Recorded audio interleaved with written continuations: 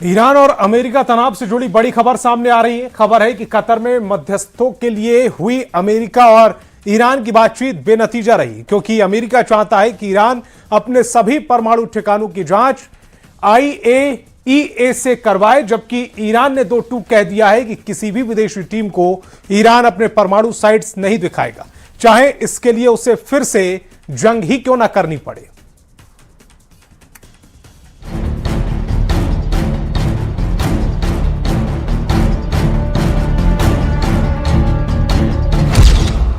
नहीं दिखाएंगे ईरान का परमाणु बम, ट्रंप नेतन्याहू को कालीबाफ का चैलेंज।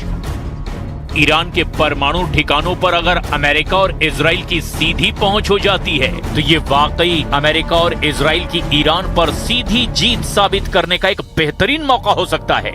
लेकिन मौजूदा हालात में ईरान ने अपने तेवर दिखाकर फिर साबित कर दिया कि ईरान रत्ती भर भी झुकने वाला नहीं है। जरा खबर को समझ लीजिए। अमेरिका अंतर्राष्ट्रीय परमाणु एजेंसी IAEA की आड़ में ईरान के परमाणु प्रोग्राम पर क्या नकेल कसने की कोशिश कर रहा है और कैसे ईरान अमेरिका और इजराइल के इस परमाणु पंजे से खुद को बचाने में जुटा हुआ है। ईरान ने IAEA को परमाणु ठिकानों तक पहुंच देने से अब साफ इनकार कर दिया है। ईरानी संसद के स्पीकर मोहम्मद बाकर कालीबाफ ने एक ऐसा बयान दे दिया जिसे सुनकर अंतर्राष्ट्रीय परमाणु एजेंसी IAEA, राष्ट्रपति ट्रंप और प्रधानमंत्री नेतन्याहू के भी होश उड़ चुके हैं। मोहम्मद बाकर कालीबाफ ने दो टूक कह दिया कि ईरानी कानून इस बात की इजाजत कतई नहीं देता कि IAEA ईरान के 3 परमाणु ठिकानों का दौरा करे। ईरान के इस्फान, फोर्दो और नतांज परमाणु ठिकाने ईरान के परमाणु कार्यक्रम के मजबूत स्तंभ माने जाते हैं। तीनों तकनीकी रूप से एक दूसरे से जुड़े हुए हैं। इनके बिना ईरान का परमाणु ढांचा अधूरा है। अमेरिका और ईरान चाहते हैं कि IAEA के जरिए ईरान के इस्फान, फोर्दो और नतांज का पूरा कच्चा चिट्ठा सामने आ जाए। IAEA चाहता है कि वो ईरान की तीनों परमाणु साइट्स इस्फान, फोर्दो और नतांज का बारीकी से निरीक्षण करे और पता लगाए कि आखिर ईरान का 440 किलो 60% संवर्धित यूरेनियम कहां छिपा है। अब आप ये भी जान लीजिए कि ईरान के ये तीनों परमाणु अड्डे आखिर क्यों इतने ज्यादा अमेरिका, इजराइल और IAEA की आंखों की किरकिरी बने हुए हैं। यहाँ मुख्य रूप से यूरेनियम कन्वर्जन फैसिलिटी यानी कि UCF काम करती है। ईरान की खदानों से जो कच्चा यूरेनियम लाया जाता है, जिसे येलो केक कहते हैं, उसे यहाँ रासायनिक प्रक्रिया के जरिए यूरेनियम हेक्साफ्लोराइड गैस यानी कि UF6 में बदला जाता है। इसी गैस को बाद में संवर्धन के लिए दूसरे संयंत्रों में भेजा जाता है। यहाँ संवर्धित यूरेनियम के परमाणु रिएक्टरों के लिए फ्यूल रॉड्स यानी ईंधन की छड़ें तैयार करने का काम भी होता है। इस्फान के आसपास ईरान का एक बहुत बड़ा सैन्य बेस और एयर डिफेंस सिस्टम तैनात है, क्योंकि इस क्षेत्र पर हमला पूरे परमाणु कार्यक्रम की रीढ़ तोड़ने जैसा माना जाता है। ईरान के पवित्र शहर कुम के पास मौजूद ये संयंत्र सुरक्षा के लिहाज से सबसे अभेद्य और रणनीतिक रूप से सबसे खतरनाक माना जाता है। फोर्दो को एक विशाल पहाड़ी के अंदर लगभग 250 से 300 फीट गहराई में कंक्रीट की मोटी परतों के नीचे बनाया गया है। इस बनावट की वजह से ही इस पर पारंपरिक हवाई हमलों का या फिर बड़े बंकर बस्टर बमों का असर होना लगभग नामुमकिन माना जाता है। यहाँ आधुनिक और एडवांस सेंट्रीफ्यूज जैसे IR6 के जरिए यूरेनियम को सीधे 60% या उससे ज्यादा शुद्धता तक समृद्ध किया जाता है, जो मेडिकल रिसर्च के नाम पर सैन्य स्तर के बेहद करीब है। नतांज न्यूक्लियर फैसिलिटी ये ईरान का सबसे बड़ा केंद्रीय और मुख्य यूरेनियम संवर्धन संयंत्र है, जो इस्फान प्रांत के अंतर्गत ही नतांज शहर के पास मौजूद है। नतांज में बड़े पैमाने पर औद्योगिक स्तर पर यूरेनियम संवर्धन होता है। यहाँ जमीन के ऊपर और जमीन के नीचे विशाल हॉल्स बने हुए हैं, जहाँ हजारों की संख्या में सेंट्रीफ्यूज 24 घंटे घूम करके गैस को समृद्ध करते हैं। अपनी विशाल क्षमता के कारण ही ये संयंत्र हमेशा इजराइल और अमेरिका के निशाने पर रहा है। The denuclearization of Iran is moving along well. They've had very good meetings, and we'll see. We hit them very hard for 3 nights, as you know, but we're getting along very well.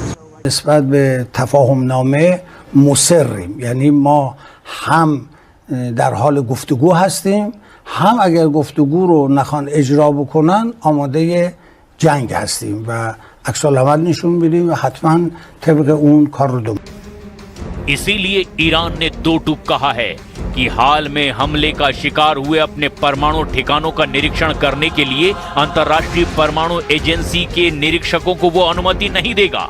ईरानी संसद के अध्यक्ष Mohammad Bagher कालिबाफ ने कहा कि इन ठिकानों तक IAEA की पहुंच की खबरें पूरी तरह से गलत हैं और देश का कानून इसकी इजाजत कतई नहीं देता। सरकारी टीवी चैनल IRIB को दिए साक्षात्कार में कालिबाफ ने कहा कि ईरानी संसद और सर्वोच्च राष्ट्रीय सुरक्षा परिषद ने ऐसा कानून बनाया है जिसके तहत बमबारी से प्रभावित परमाणु स्थलों तक किसी भी परिस्थिति में विदेशी निरीक्षकों को पहुंच नहीं दी जा सकती। उन्होंने कहा कि निरीक्षकों को वही पहुंच मिलेगी जिसकी अनुमति सर्वोच्च राष्ट्रीय सुरक्षा परिषद देगी। ईरानी संसद के अध्यक्ष मोहम्मद बाघेर कालिबाफ ने दो टूक कह दिया कि फिलहाल IAEA को केवल 2 परमाणु प्रतिष्ठानों बुशर परमाणु ऊर्जा संयंत्र और तेहरान अनुसंधान रिएक्टर तक ही सीमित पहुंच दी गई है और ईरान इसी व्यवस्था का पालन करेगा। 125 दिन से जबरदस्त संघर्ष, ईरान डील में डबल धोखा। अमेरिका ईरान में अब जल्द ही बड़ा समझौता हो सकता है। अमेरिका के राष्ट्रपति ट्रंप इस बात का संकेत बार बार दे रहे हैं। उनका कहना है कि कुछ ही घंटों में अब अमेरिका और ईरान के बीच फाइनल डील हो सकती है। लेकिन सवाल ये है कि क्या वाकई ईरान के साथ खुले मन से समझौता करने जा रहे हैं या फिर समझौते की आड़ में ईरान के साथ सिर्फ धोखा हो रहा है।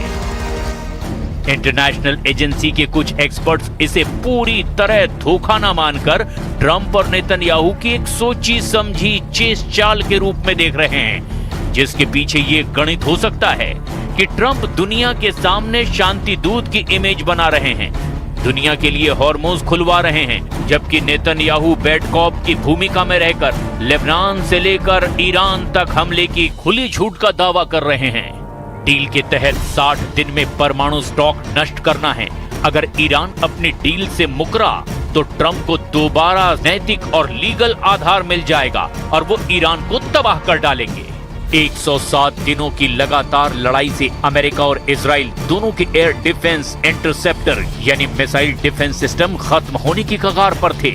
इस डील के बहाने इजराइल और अमेरिका को अपने हथियारों का स्टॉक दोबारा भरने का वक्त मिल गया है, क्योंकि इजराइल ने आधिकारिक तौर पर कह दिया है कि वो इस डील का हिस्सा नहीं है।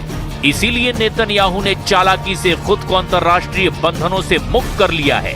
अमेरिका दुनिया से कहेगा कि वो शांति चाहता है, लेकिन इजराइल पर्दे के पीछे से ईरान के परमाणु ठिकानों को निशाना बनाएगा और मोसाद के जरिए गुप्त और सर्जिकल हमले जारी रखेगा। इजराइल सीज फायर के आधिकारिक रूप से लागू होने से पहले ही हिजबुल्ला और ईरान के शीर्ष कमांडरों को चुन चुन कर निशाना बनाने की नीति जारी रखेगा, ताकि समझौते के वक्त उसकी स्थिति कमजोर न रहे। अगर अमेरिका के दबाव में इजराइल को फ्रंटलाइन वॉर यानी कि आमने सामने का युद्ध रोकना भी पड़ा, तो भी मोसाद के जरिए ईरान के भीतर सीक्रेट ऑपरेशन, साइबर हमले और परमाणु वैज्ञानिकों या ठिकानों को गुप्त रूप से निशाना बनाने का सिलसिला थमेगा नहीं। ये तो लगभग तय है। We want durable commitments that are verifiable and backed up by inspections that Iran will denuclearize their entire country. Some days actually more oil coming out of the Strait than came out before the war even started.